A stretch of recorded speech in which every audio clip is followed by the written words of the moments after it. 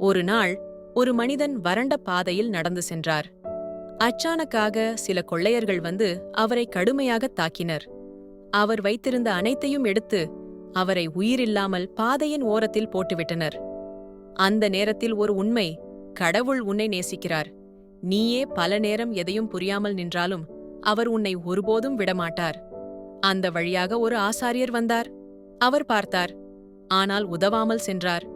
பிறகு ஒரு லேவியர் வந்தார். அவரும் பார்த்தும் தள்ளிச் சென்றார். ஆனால் ஒரு சமாரியர் வந்தார். அவர் மனிதனின் நிலையை பார்த்ததும் இரக்கம் பொங்கியது.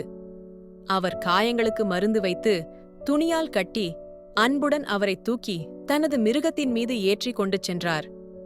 அவர் அவரை ஒரு விடுதிக்கு கொண்டு வந்து, அவரை நன்றாக பார்த்துக் கொள்ளுங்கள் என்று பணம் கொடுத்து சென்றார்.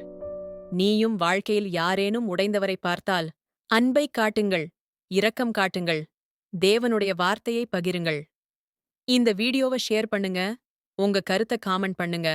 கடவுள் உங்களை ஆசீர்வதிப்பாராக.